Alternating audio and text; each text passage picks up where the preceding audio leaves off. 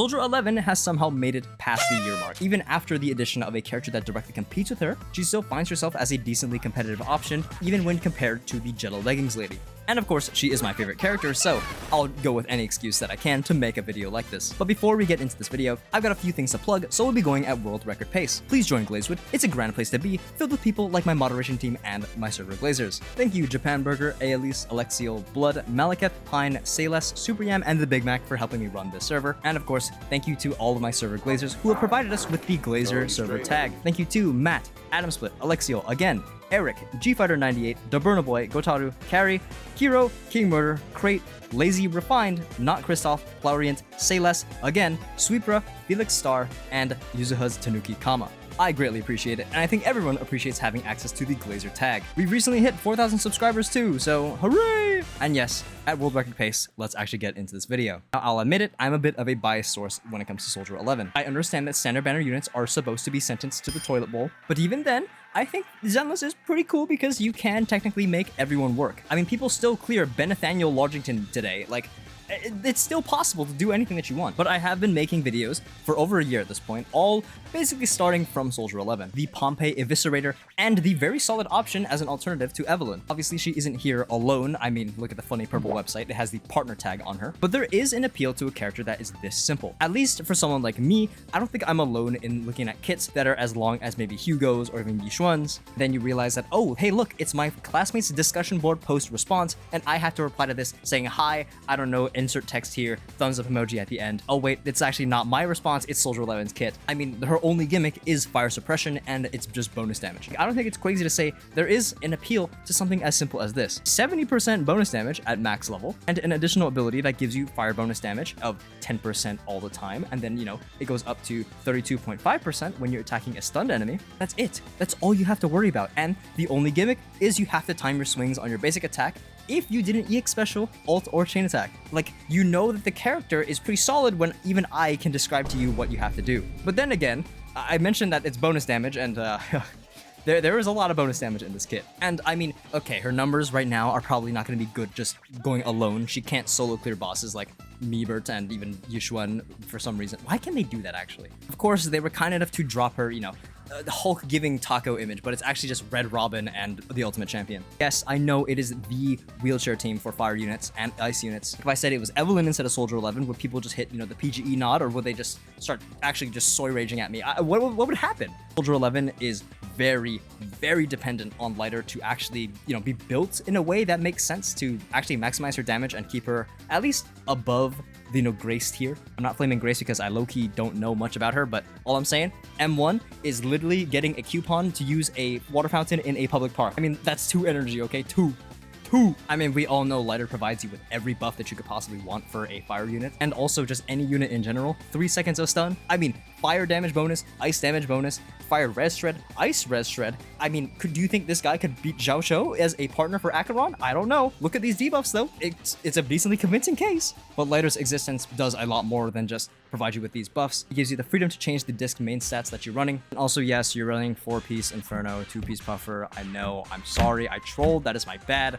Oh, the video will be addressed in 2.2. I promise you, I'm sorry. Starts farting. Man, I'm sorry. With the help of Astra on your team, you can now switch your disc 5 to pen ratio because the attack percent is covered by Astra. I mean, the fire damage bonus is covered by Lighter, and there's no real point in running physical damage bonus because I'm not a freak. And then, of course, disc 4 actually changes into a attack percent disc because if you're running Heartstring Nocturne or Marcados, you will likely have to increase your crit rate to hit 72%. If you're able to do this on the Brimstone, that's also really good, but if you somehow do that, I don't think you're real, and I think you're cheating, most likely, and we have to get your account reported and exploded immediately. Also, little thing, you get a lot of crit damage when you run Heartstring Nocturne, King of the Summit, and Astra together. Oh, you know, a measly 105% crit damage for free that doesn't show up in the stat screen because, well, I mean, you have to proc all of them, and they also don't show passes for Wenjins for some reason. I don't know why they do that. But hey, 105% crit damage is pretty solid, so I mean, like, look at mine right now. This is kind of nuts. But I mean, I did mention, you know, Astra earlier, but What else do I need to say about Red Robin, okay? She has 2 ultimate animations, did you know? I mean, she just covers you entirely for every buff that you want for an on-fielder. Can easily be replaced in the future though when they decide to up the numbers of everything and when the health starts to approach like 20 trillion most likely. But by then, I pray that every single standard banner unit has a limited re-released form that could be really sick. All I'm saying, please do that, or maybe don't do that, give them for free or something like that, I don't really know.